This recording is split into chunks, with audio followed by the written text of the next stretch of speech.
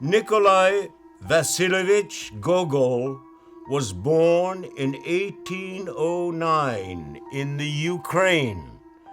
His family were small gentry of the Ukrainian Cossack extraction, and his father was the author of a number of plays based on Ukrainian popular tales. He attended school in Nezhen and gained a reputation for his theatrical abilities. He went to St. Petersburg in 1829 and, with the help of a friend, gained a post in one of the government ministries. Then he made a pilgrimage to Jerusalem in 1848, but was bitterly disappointed in the lack of feeling that the journey kindled. He returned to Russia and fell under the influence of a small spiritual director who told him to destroy his writings as they were sinful. He died in 1852 after subjecting himself to a severe regime of fasting. October 3rd. A strange occurrence has taken place today. I got up fairly late, and when Maura brought me my clean boots, I asked her how late it was, and when I heard it had long struck 10, I dressed as quickly as possible. And to tell the truth, I would rather not have gone to the office at all today, for I know beforehand that our department chief will look as sour as vinegar. For some time past, he has been in the habit of saying to me, "Look here, my friend, there is something wrong with your head. You often rush about as though you were possessed. Then you make such confused abstracts of the documents that the devil himself cannot make them out. You write the title without any capital letters, and add neither the date nor the docket number. The long-legged scoundrel, he is certainly envious of me, because I sit in the director's workroom and mend His Excellency's pens. In a word, I should not have gone to the office if I had not hoped to meet the accountant and perhaps squeeze a little advance out of this skinflint. Terrible man, this accountant. As for his advancing one's salary once in a way, you might sooner expect the skies to fall. You may beg and beseech him, and be on the very verge of ruin, and this gray devil won't budge an inch. At the same time, his own cook at home, as all the world knows, boxes his ears. I really don't see what good one gets by serving in our department. There are no plums there. In the fiscal and judicial offices, it is quite different. There some ungainly fellow sits in a corner and writes and writes. He has such a shabby coat and such an ugly mug that one would like to spit on both of them. But you should see what a splendid country house he has rented. He would not consent to accept a gilt porcelain cup as a present. You can give that to your family doctor, he would say. Nothing less than a pair of chestnut horses, a fine carriage, or a beaver fur coat worth 300 rubles would be good enough for him. And yet he seems so mild and quiet, and asks so amiably, "Please lend me your penknife. I wish to mend my pen." Nevertheless, he knows how to scarify a pensioner until he has hardly a whole stitch left on his body. In our office, it must be admitted, everything is done in a proper and gentlemanly way. There is more cleanliness and elegance than one will ever find in government offices. The tables are mahogany, and everyone is addressed as Sir. And truly, were it not for this official propriety, I should long ago have sent in my resignation. I put on my old cloak and took my umbrella as a light rain was falling, and no one was to be seen on the streets except some women who had flung the skirts over their heads. Here and there one saw a cabman or a shopman with his umbrella up. Of the higher classes, one only saw an official here and there. One I saw at the street crossing, and thought to myself, my friend, you are not going to the office, but after that young lady who walks in front of you, you are just like the officers who run after every petticoat they see. As I was thus following the train of my thoughts, I saw a carriage stop before a shop just as I was passing it. I recognized it at once. It was our director's carriage. He has nothing to do in the shop, I said to myself. It must be his daughter. I pressed myself close against the wall. A lackey opened the carriage door, and as I had expected, she fluttered like a bird out of it. How proudly she looked right and left, how she drew her eyebrows together and shot lightnings from her eyes. Good heavens, I am lost, hopelessly lost. But why must she come out in such abominable weather? And yet they say women are so mad on their finery. She did not recognize me. I had wrapped myself as closely as possible in my cloak. It was dirty and old-fashioned, and I would not have liked to have been seen by her wearing it. Now they wear cloaks with long collars, but mine has only a short double collar, and the cloth is of inferior quality. Her little dog could not get into the shop and remained outside. I know this dog. Its name is Maggie. And before I had been standing there a good minute, I heard a voice call, "Good day, Maggie." Who the deuce was that? I looked around and saw two ladies hurrying by under an umbrella, one old and the other fairly young.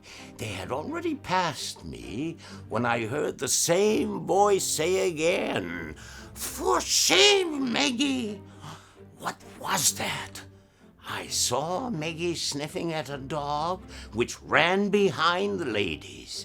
The deuce, I thought to myself. I am not drunk. That happens pretty seldom. No, Fidel, you are wrong. I heard Maggie say quite distinctly, "I was bow wow, I was bow wow, wow, very ill." What an extraordinary dog. I was, to tell the truth, quite amazed to hear it talk human language. But when I considered the matter well, I ceased to be astonished. In fact, such things have already happened in the world.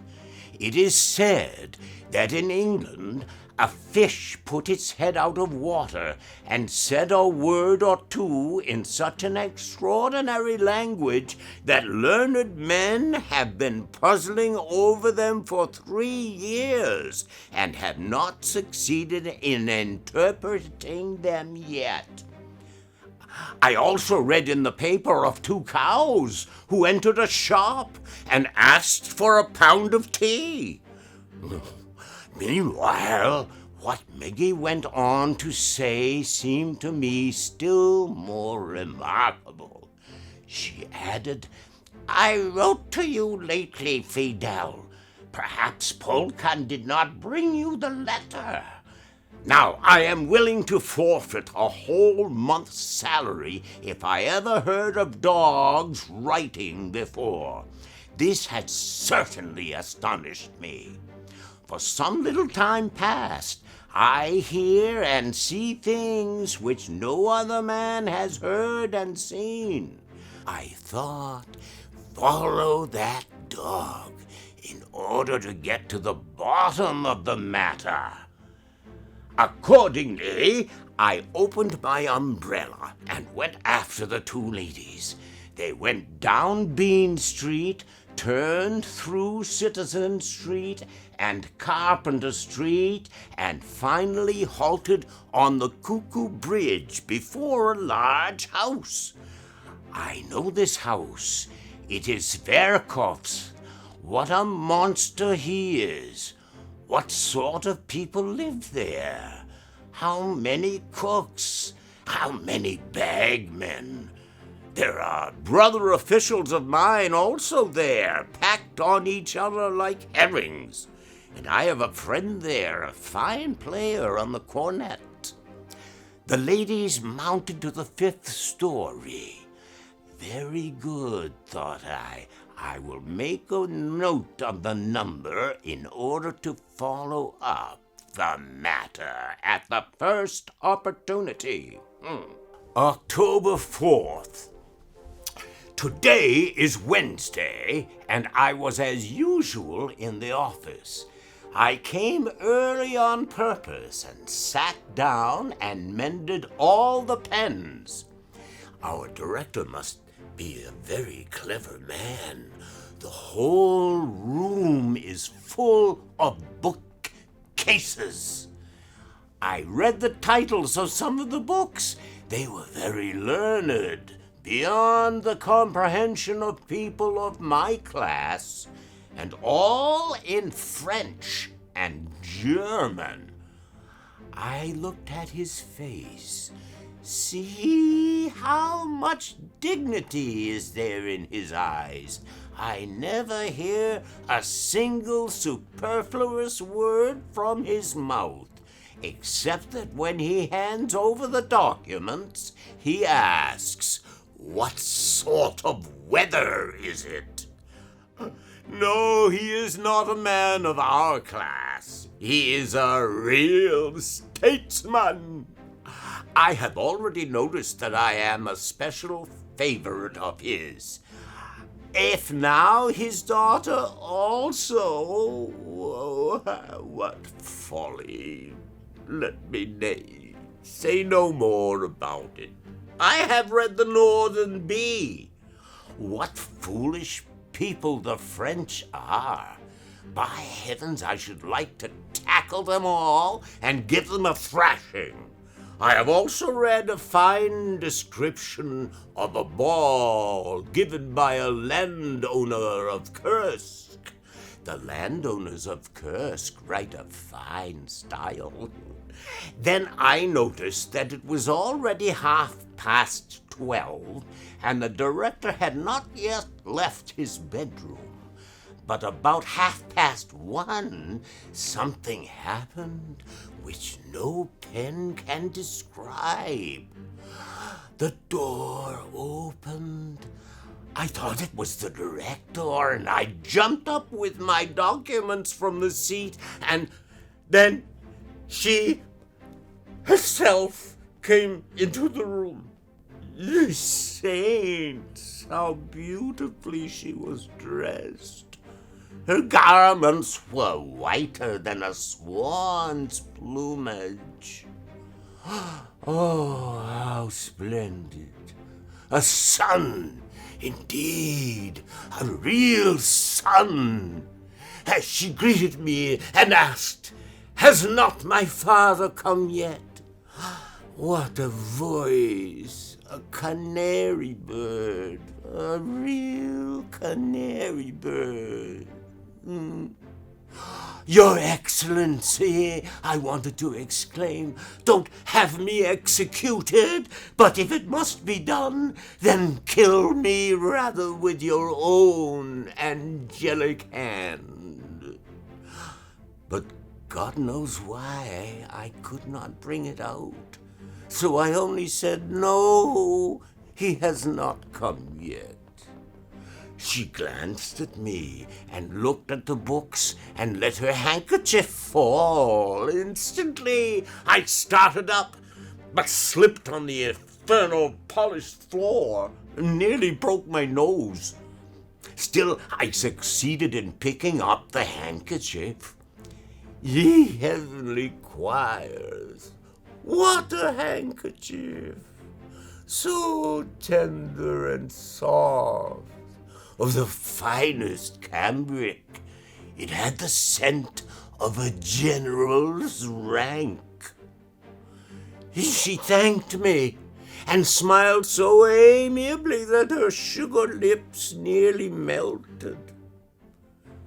Then she left the room. After I had sat there about an hour, a flunky came in and said, "You can go home, Mr. Ivanovich. The director has already gone out." I cannot stand these lackeys. They hang about the vestibules and scarcely vouchsafe to greet one with a nod. Yes, sometimes it is even worse. Once one of these rascals offered me his snuff-box without even getting up from his chair. Don't you know, then, you country bumpkin, that I am an official and of aristocratic birth?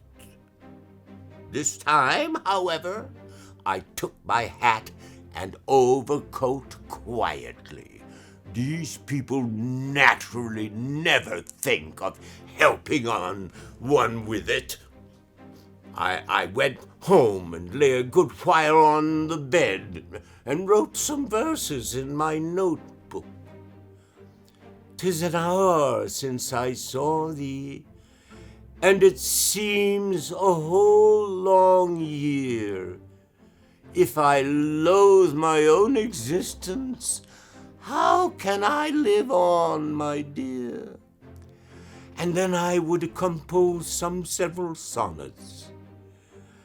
The first, that of being your slave, what should I do but tend upon the hours and times of your desire? I have no precious time at all to spend, nor services to do till you require.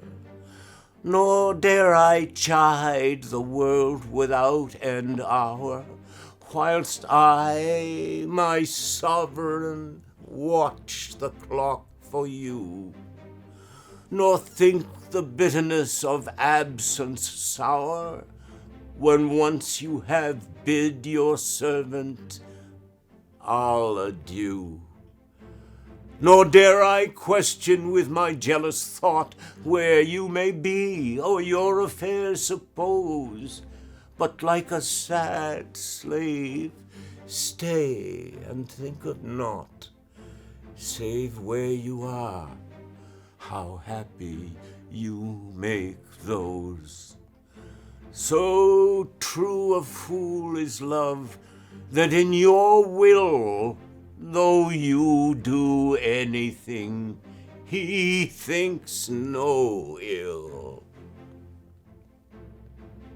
And then another, also by the same author, I believe. Poor soul, the center of my sinful earth, these rebel powers that thee array, why dost thou pine within and suffer dearth, painting thy outward walls so costly gay? Why so large cost, having so short a lease, dost thou upon thy fading mansion spend? Shall worms, inheritors of this excess, Eat up thy charge? Is this thy body's end?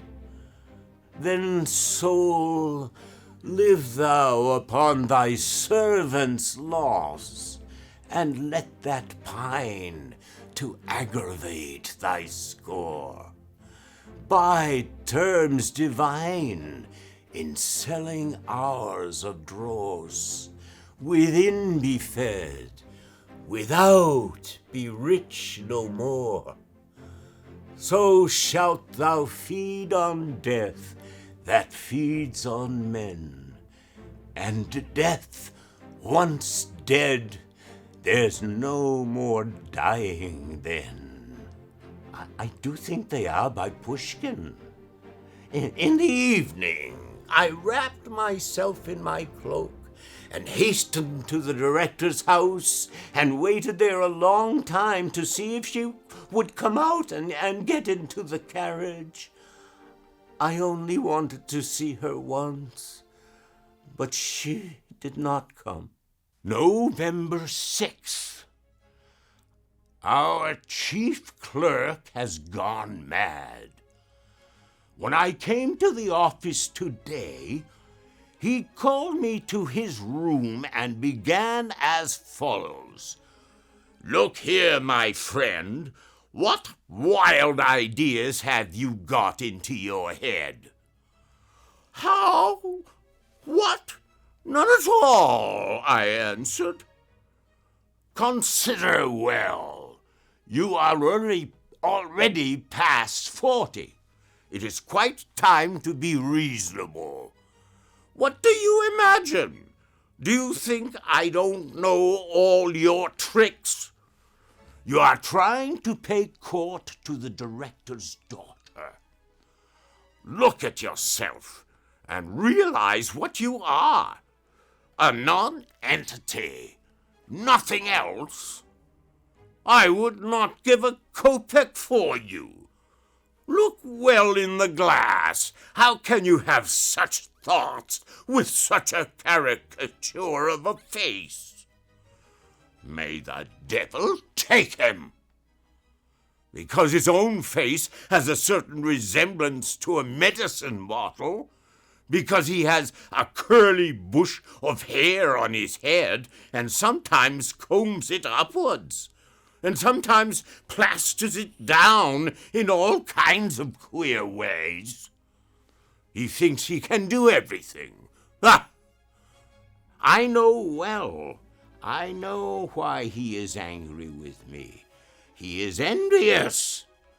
Perhaps he has noticed the tokens of favor which have been graciously shown me. But why should I bother about him? A counselor? What sort of important animal is that? He wears a gold chain with his watch and buys himself boots at 30 rubles a pair. May the deuce take him! I am a tailor's son or some other obscure cabbage. Am I? I am a nobleman. I can also work my way up. I am just 42, an age when a man's real career generally begins. Wait a bit, my friend. I, too, may get to a superior's rank, or perhaps, if God is gracious, even to a higher one.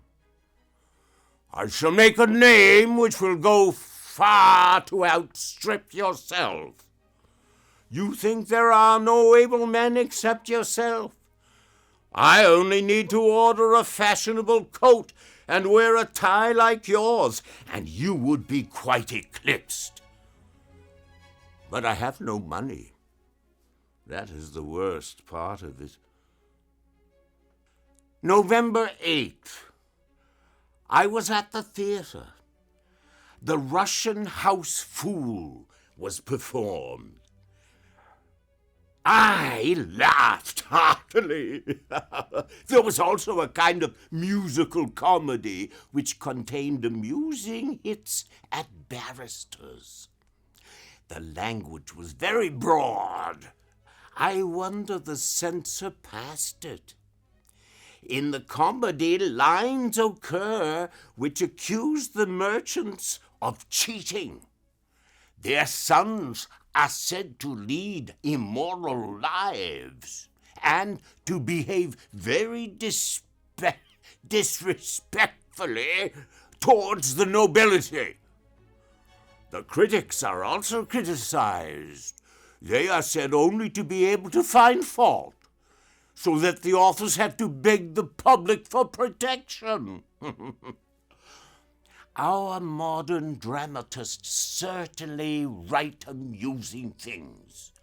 I am very fond of the theater. I have only a kopeck in my pocket. If I only have that, I always go there. Most of my fellow officials are uneducated boors and never enter a theater unless one throws free tickets at their heads. One actress sang divinely.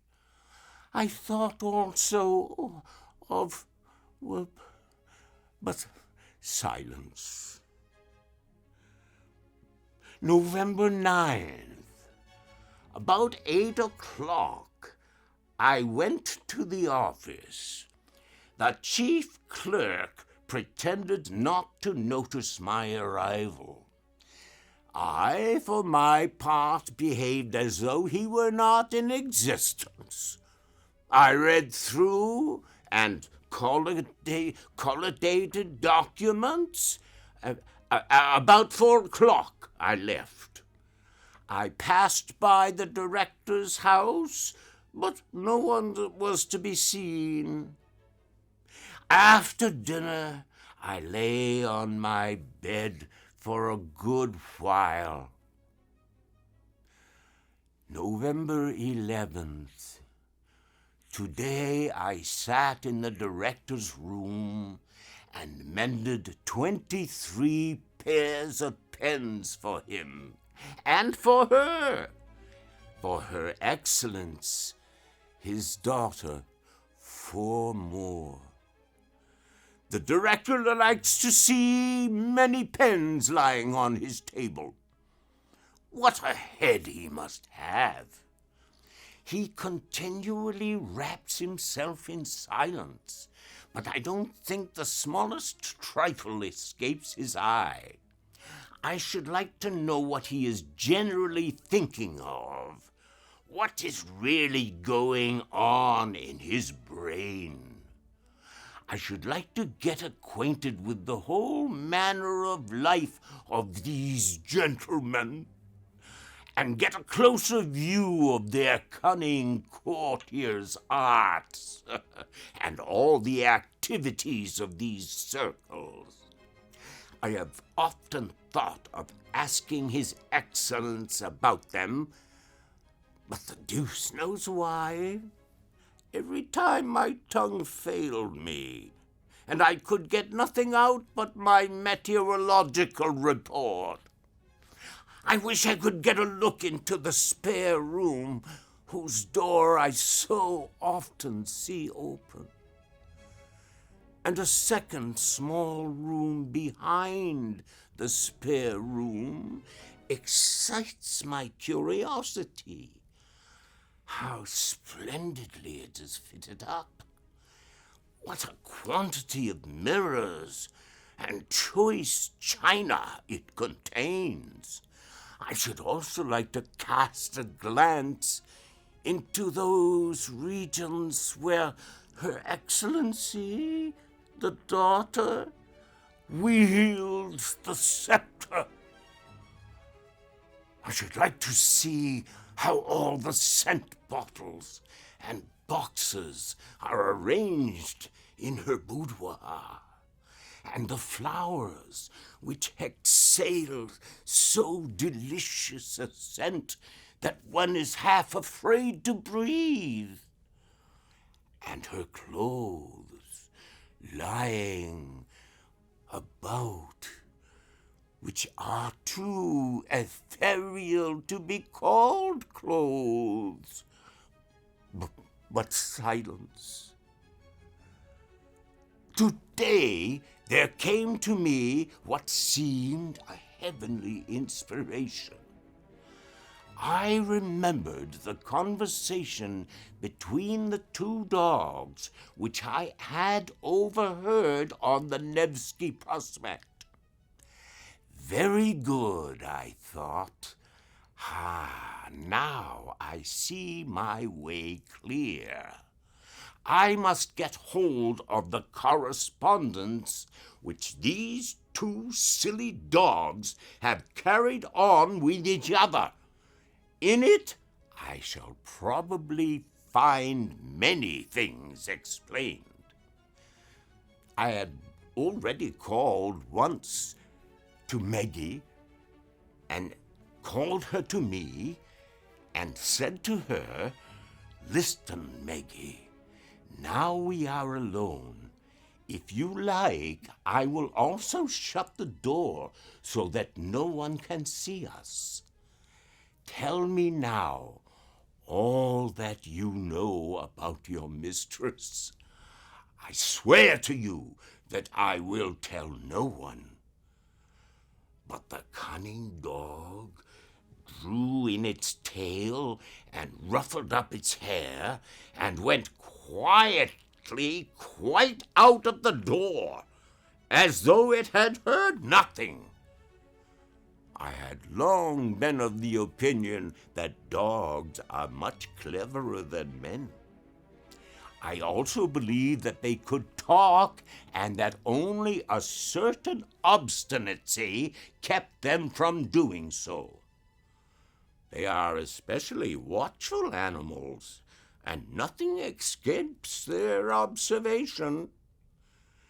Now, cost what it may, I will go tomorrow to Zverkov's house in order to ask after Fidel, and if I have luck, to get hold of all the letters which Maggie has written to her. November 12th. Today, about 2:00 in the afternoon, I started in order by some means or other to see Fidel and question her. I cannot stand this smell of sauerkraut which assails one's olfactory nerves from all the shops in Citizen Street. There also exhales such an odor from under each house door that one must hold one's nose and pass by quickly. There ascends so much smoke and soot from the artisan shops that it is almost impossible to get through it.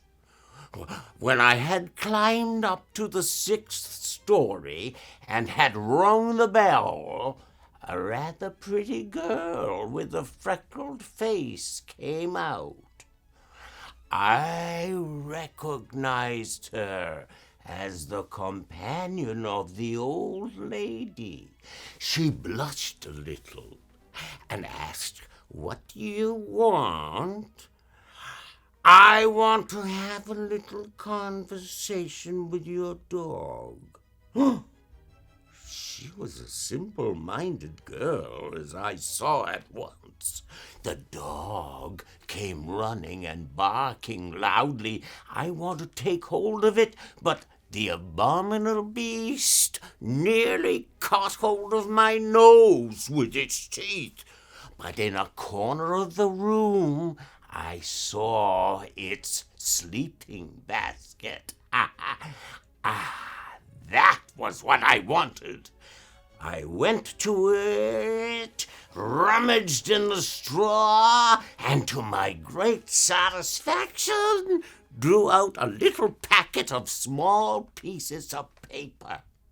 And when the hideous little dog saw this, it first bit me in the calf of the leg, And then, as soon as it had become aware of my theft, it began to whimper and fawn on me. But I said, "No, you little beast, goodbye," and hastened away. I believe the girl thought me mad. At any rate, she was thoroughly alarmed. When I reached my room, I wished to get to work at once and read through the letters by daylight, since I do not see well by candlelight. But the wretched Maura had got the idea of sweeping the floor. These blockheads of women are always cleaning where there is no need to be cleaning. I went for a little walk and began to think over what had happened. Now, at last, I could get to the bottom of all facts, ideas, and motives. These letters would explain everything. Dogs are clever fellows. They know all about politics, and I will certainly find in the letters all I want, especially the character of the director and all his relationships. And through these letters, I will get information about her. But silence. Well, towards evening, I came home and lay for a good while on the bed. November 13th. Now, let us see. The letter is fairly legible, but the handwriting is somewhat doggish. Well. Dear Fidel, I cannot get accustomed to your ordinary name, as if they could not have found a better one for you. Fidel, how tasteless, how ordinary. But this is not the time to discuss it. I am very glad that we thought of corresponding with each other. The letter is quite correctly written. The punctuation and spelling are perfectly right. Even our head clerk does not write so simply and clearly, though he declares he has been at the university. Let us go on.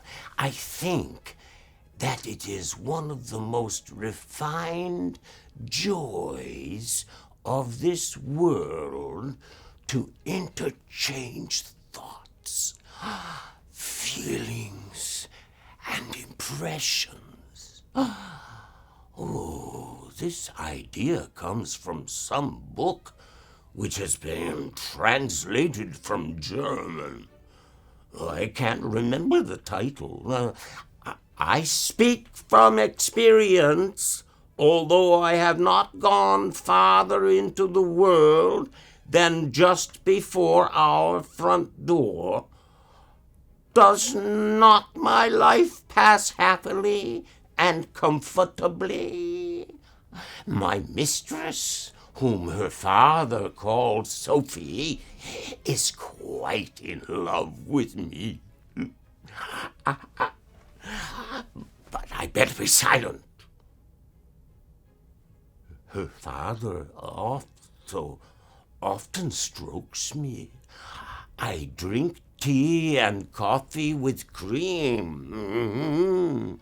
Yes, my dear, I must confess to you that I find no satisfaction in those large, gnawed-at bones which Polkan devours in the kitchen. Only the bones of wild fowl are good, and that only when the marrow has not been sucked out of them. They taste very nice with a little sauce. but should be no green stuff in it.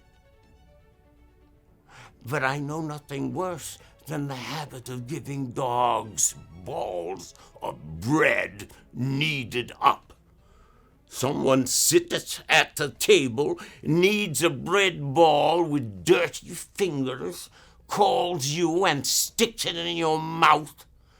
Good manners forbid your refusing it, and you eat it with disgust. It is true, but you eat it. Oh, the deuce! What is this? What rubbish! As if she could find nothing more suitable to write about.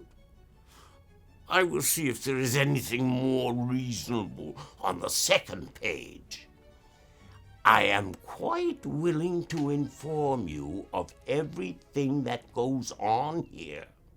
I have already mentioned the most important person in the house, whom Sophie calls Papa. He is a very strange man. Here we are, at last. Yes, I knew it. They have a politician's penetrating eye for all things, these dogs. Let us say what she says about Papa. A strange man. Generally he is silent. He only speaks seldom, but about a week ago he kept on repeating to himself, "Shall I get it or not?" In one hand he took a sheet of paper, and the other he stretched out as though to receive something, and repeated, "Shall I get it or not?" And once he turned to me with the question, "What do you think, Maggie?" I did not understand in the least what he meant. I sniffed at his boots, I did, and went away. A week later, he came home with his face beaming. That morning, he was visited by several officers in uniform who congratulated him. At the dinner table, he was in a better humor than I have ever seen him before. He is ambitious, then. I must make a note of that. Pardon, my dear, I hasten to conclude, etc., etc. Tomorrow I will finish the letter. Now, good morning. Here I am again at your service. Today, my mistress Sophie. We will see what she says about Sophie. Let us go on. Was in an unusually excited state. She went to a ball, and I was glad that I could write to you in her absence. She likes going to balls, although she gets dreadfully irritated while dressing. I cannot understand, my dear, what is the pleasure in going to a ball. She comes home from the ball at 6 o'clock in the early morning, and to judge by her pale and emaciated face, she has had nothing to eat. I could, frankly speaking, not endure such an existence. If I could not get partridge with sauce, or the wing of a roast chicken, I don't know what I should do.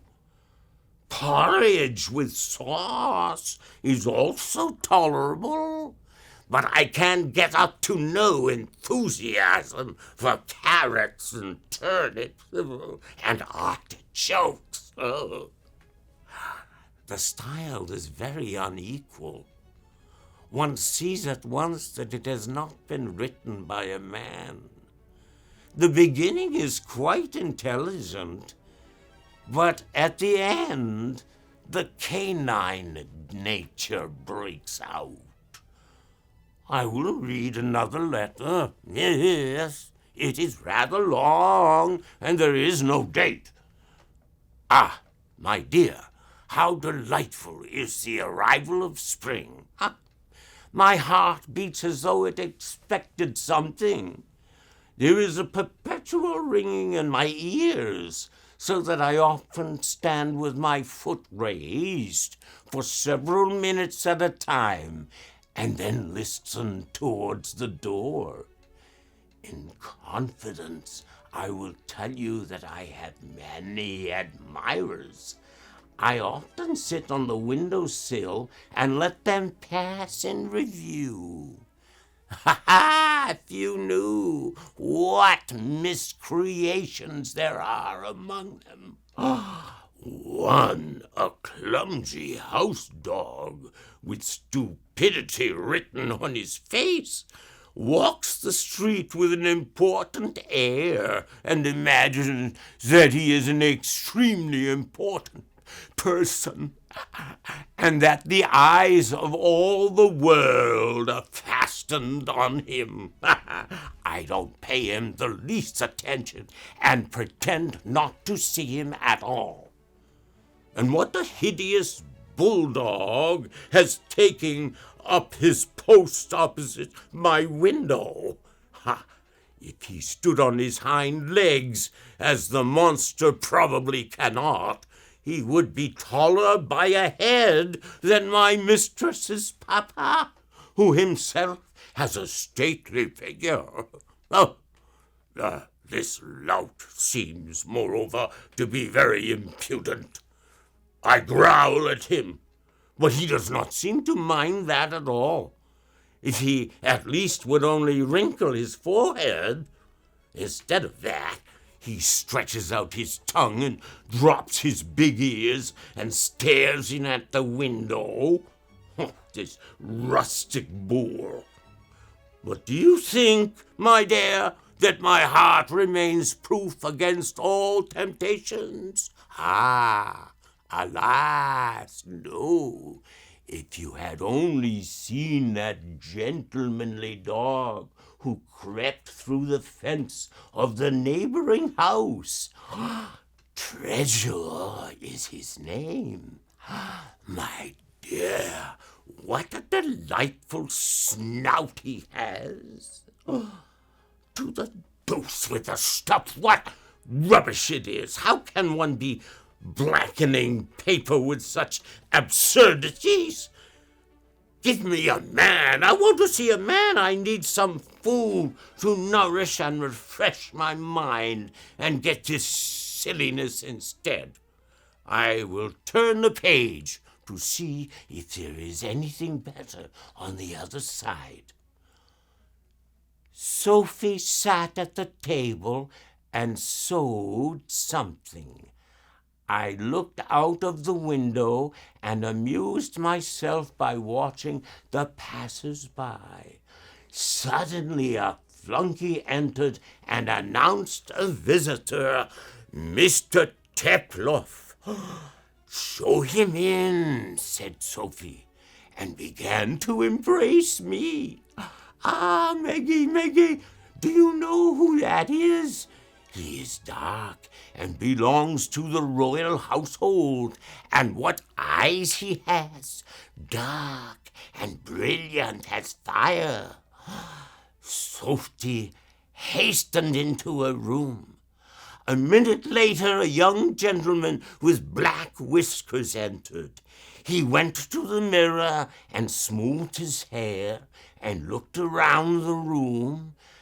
I turned away and sat down in my place. Sophie entered and returned his bow in a friendly manner.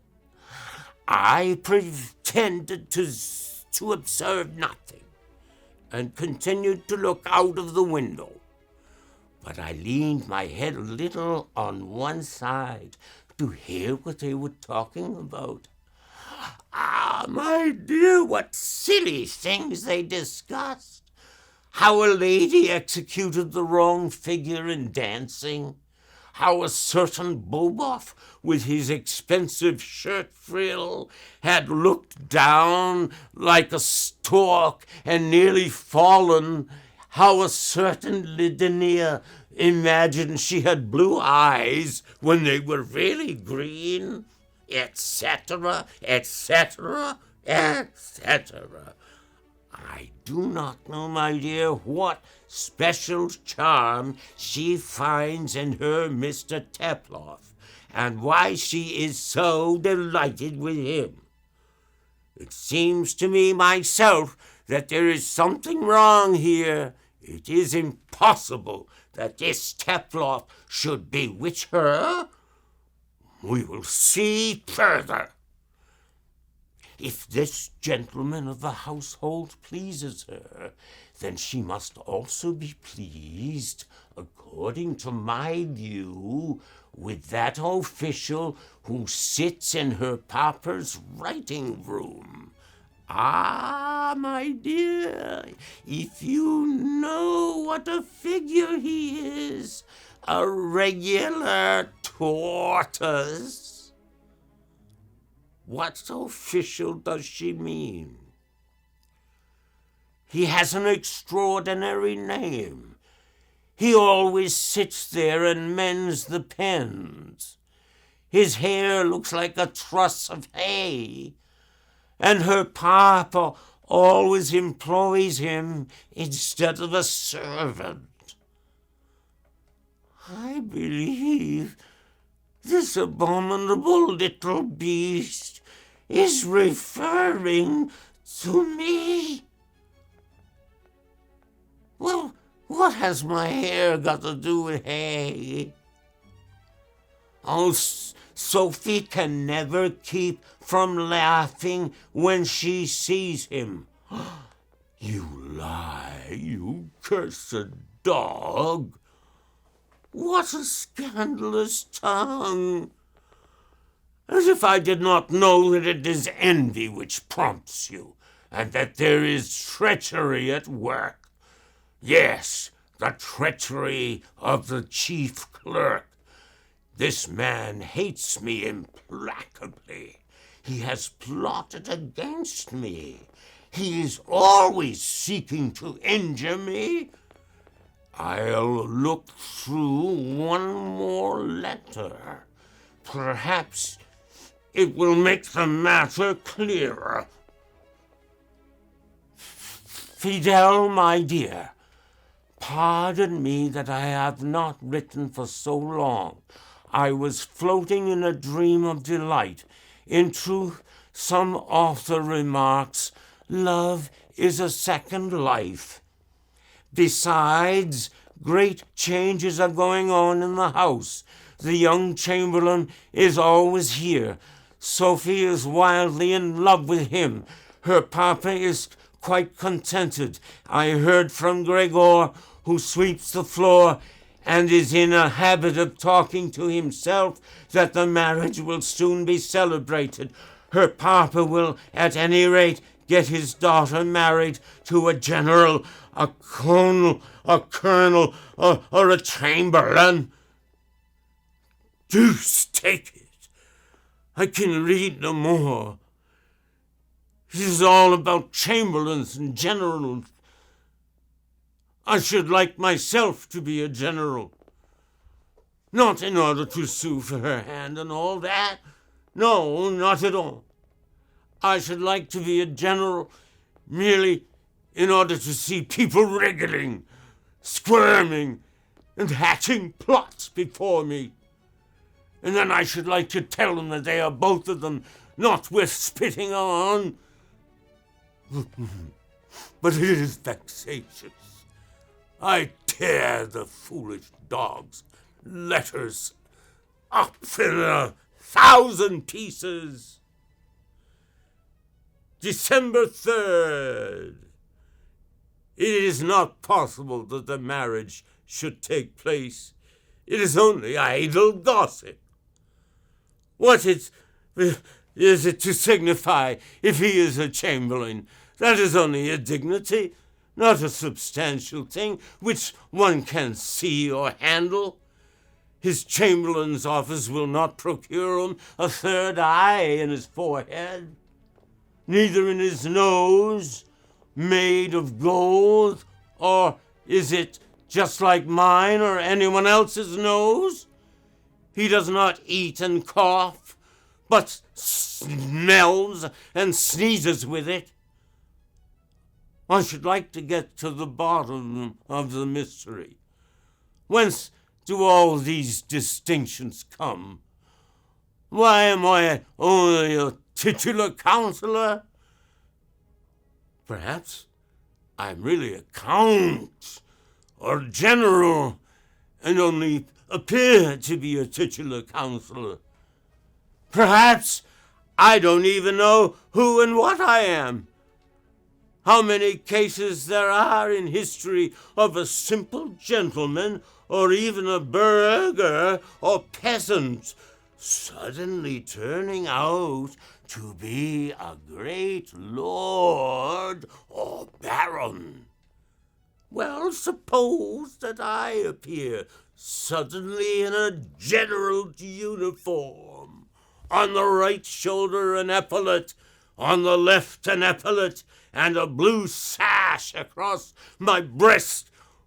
What sort of a tune would my beloved sing then? What would her papa, our director, say? Oh, he is ambitious. He is a free person, a free person. However much he may conceal it, I have found it out. When he gives anyone his hand, he only reaches out 2 fingers.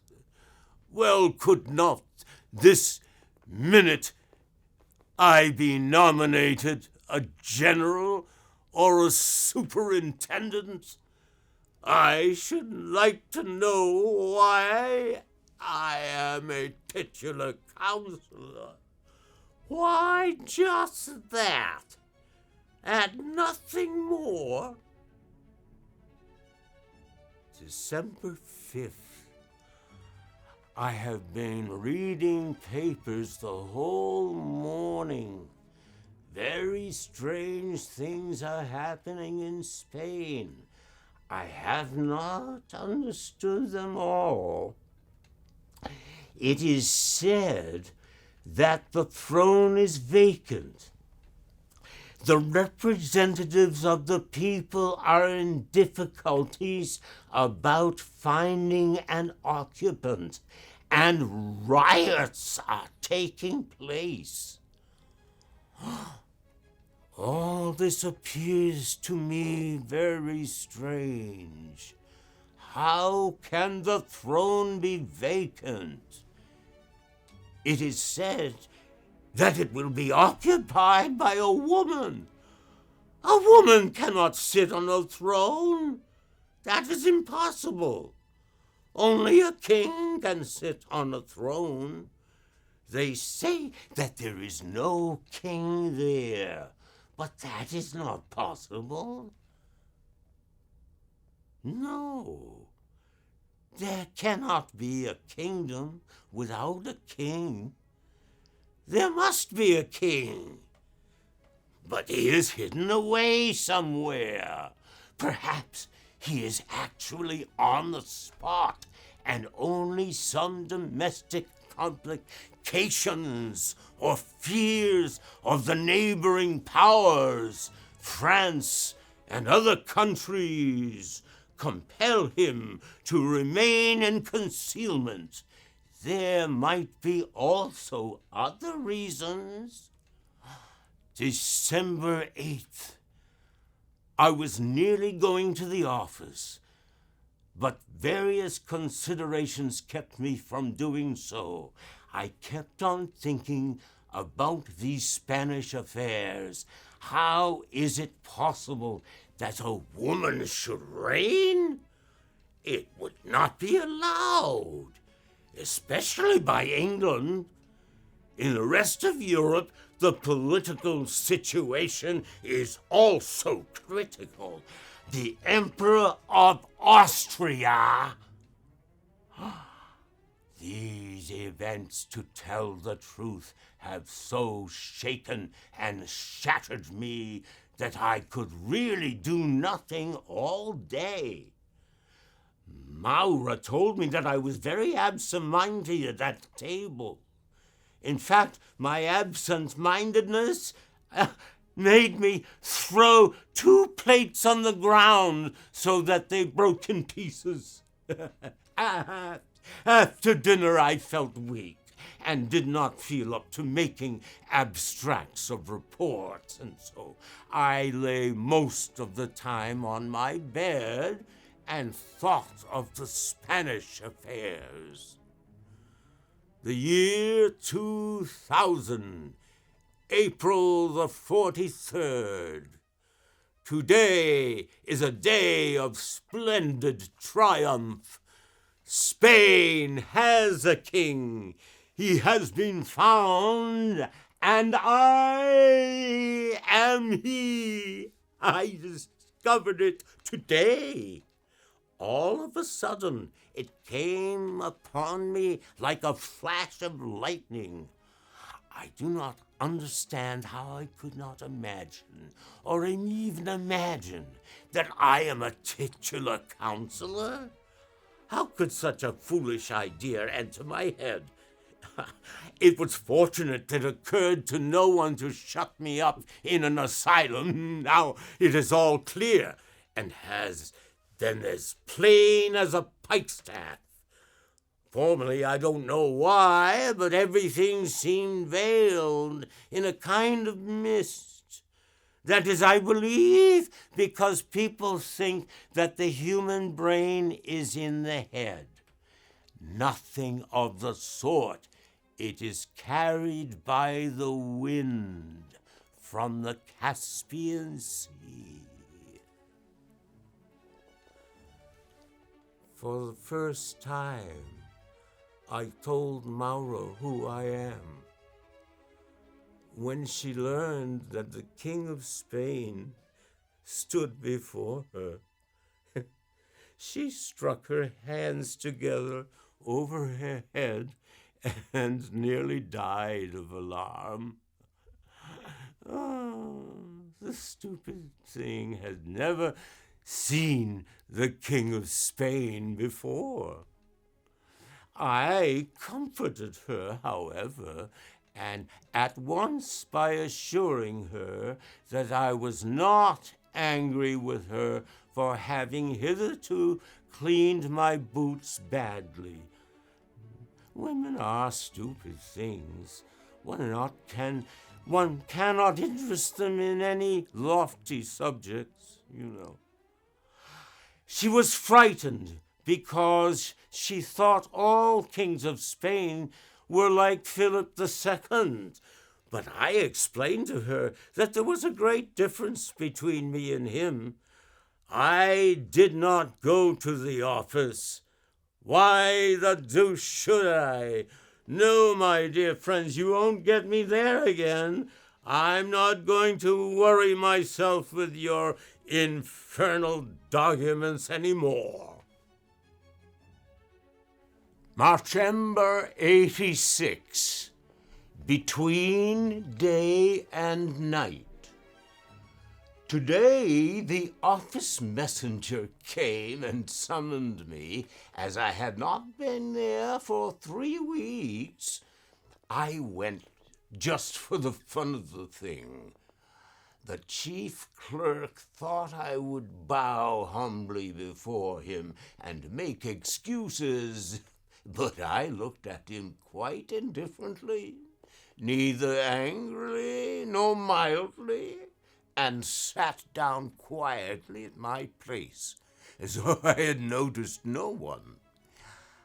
I looked at all this rabble of scribblers and thought, if only you knew who is sitting among you. Good heavens, what a to-do you would make! Even the chief clerk would bow himself to the earth before me, as he does now before the director. A pile of reports was laid before me, of which to make abstracts, but I did not touch them with one finger. After a little time, there was a commotion in the office, and there a report went round that the director was coming. Many of the clerks vied with each other to attract his notice, but I did not stir. As he came through our room, each one hastily buttoned up his coat, but I had no idea of doing anything of the sort. What is the director to me? Should I stand up before him? Never. What sort of a director is he? He is a bottle stopper, and no director. A quite ordinary, simple bottle stopper. Nothing more. I felt quite amused as they gave me a document to sign. They thought I would simply put down my name. So-and-so, clerk. Why not? But at the top of the sheet, where the director generally writes his name, I inscribed Ferdinand VIII in bold characters. You should have seen what a reverential silence ensued. But I made a gesture with my hand and said, "Gentlemen, no ceremony, please." Then I went out and took my way straight to the director's house. He was not at home. But the flunky wanted not to let me in. But I talked to him in such a way that he soon dropped his arms and let me pass. I went straight to Sophie's dressing room. She sat before the mirror, and when she saw me, she sprang up and took a step backwards. But I did not tell her that I was the King of Spain. I told her that a happiness awaited her beyond her power to imagine, and that in spite of all our enemies' devices, we should be united. That was all which I wished to say to her, and I went out. Oh, what cunning creatures these women are! Now I have found out what woman really is. Hitherto no one knew whom a woman really loves. I am the first to discover it. She loves the devil. Yes, joking apart, learned men write nonsense when they pronounce that she is this and that. She loves the devil. That is all. You see a woman looking through her lorgnette from a box in the front row at the opera? One thinks she is watching that stout gentleman who wears an order. Not a bit of it. She is watching the devil who stands behind his back.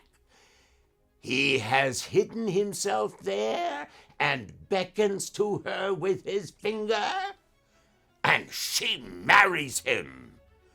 Actually marries him. That is all ambition, and the reason is that there is under the tongue a little blister in which there is a little worm of the size of a pin's head, and this is constructed by a barber in Bean Street.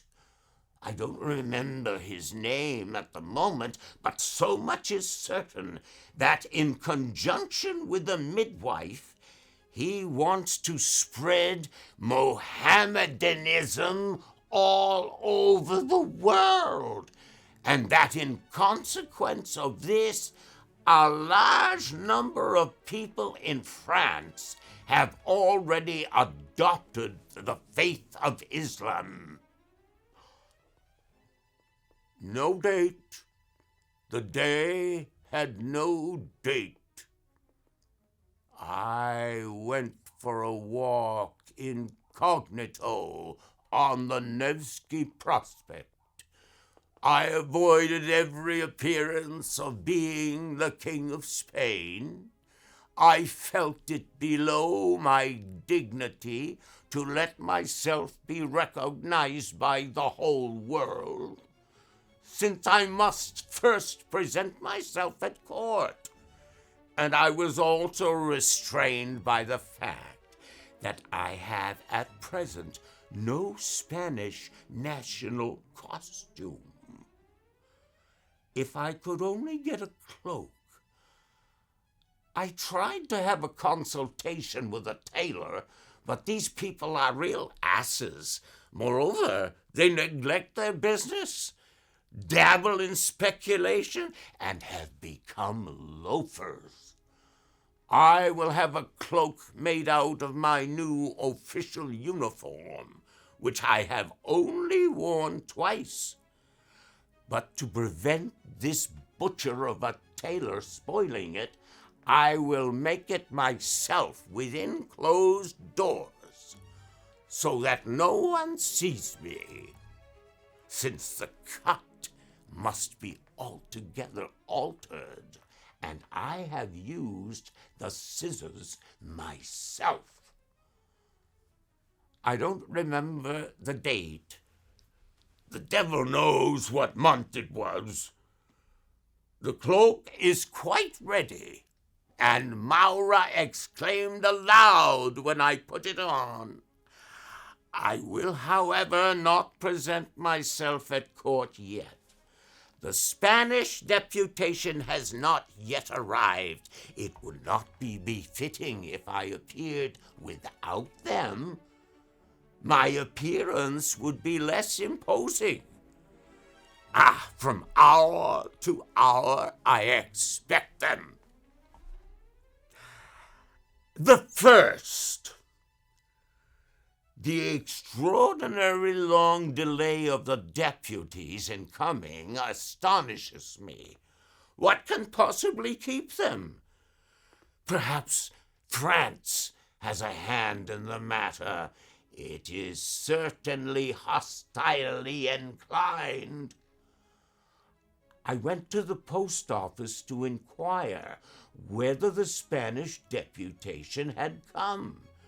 The postmaster is an extraordinary blockhead who knows nothing. No, he said to me, there is no Spanish deputation here, but if you want to send them a letter, we will forward it at the fixed rate. Deuce! What do I want with a letter? Letters are nonsense. Letters are written by apothecaries. Madrid, February 30th. So I am in Spain after all. It has happened so quickly that I could hardly take it in. The Spanish deputies came early this morning, and I got with them into the carriage. This unexpected promptness seemed to me strange. We drove so quickly that in half an hour we were at the Spanish frontier. Over all Europe now there are cast iron roads, and the steamers go very fast. A wonderful country, this Spain. The Chancellor of the State, who led me by the hand, seemed to me to behave in a very strange way. He pushed me into a little room and said, "Stay here, and if you call yourself King Ferdinand again, I will drive the wish to do so out of you." I knew, however, that was only a test, and I reasserted my conviction, on which the Chancellor gave me 2 such severe blows with a stick on the back that I could have cried out with pain. But I restrained myself, remembering that this was a usual ceremony of old-time chivalry, when one was inducted into a high position, and in Spain the laws of chivalry prevail up unto the present day. When I was alone, I determined to study state affairs, and I discovered that Spain and China are one and the same country, and it is only through ignorance that people regard them as separate kingdoms. I advise everyone urgently to write down the word Spain on a sheet of paper, and he will see that it's quite the same as China. But I feel much annoyed by an event which is about to take place tomorrow. At 7 o'clock, the Earth is going to sit on the moon. This is foretold by the famous English chemist Wellington. To tell the truth, I have often felt uneasy when I thought of the excessive brittleness and fragility of the moon. The moon is generally repaired in Hamburg, and very imperfectly.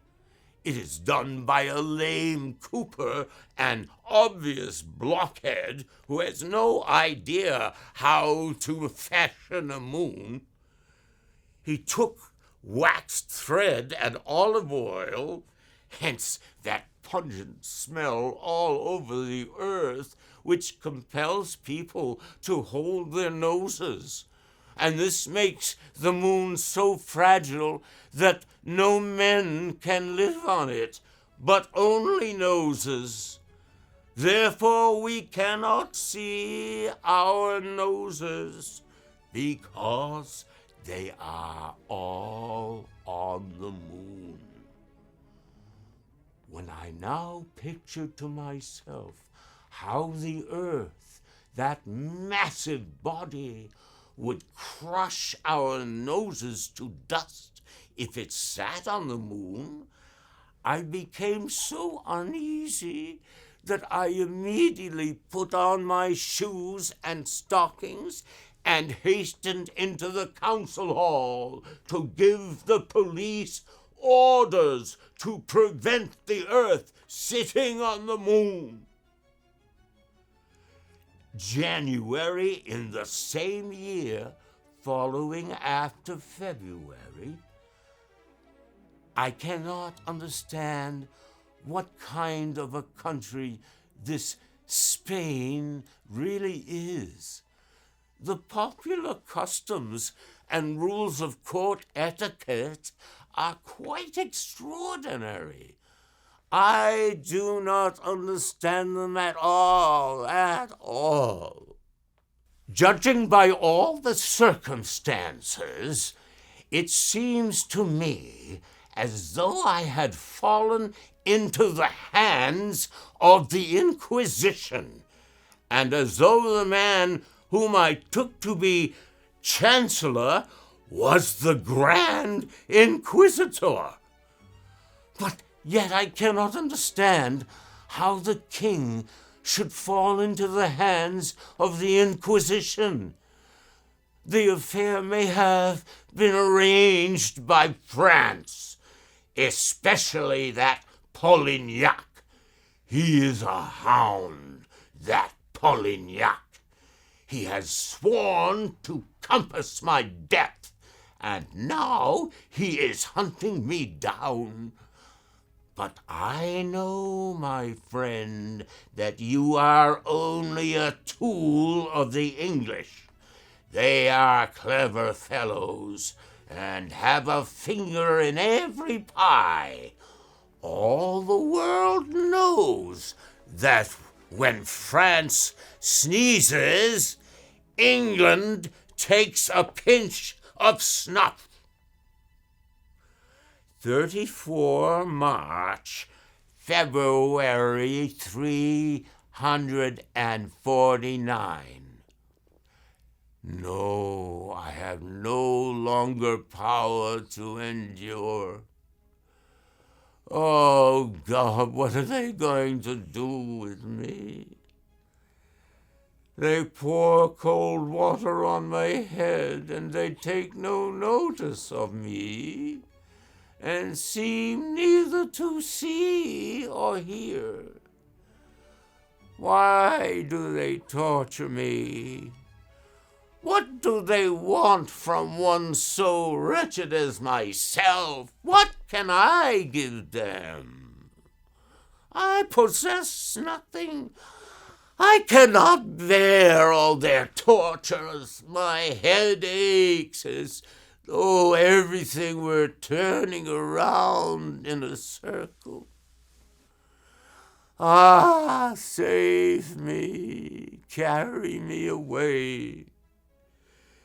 Give me 3 steeds, swift as the wind.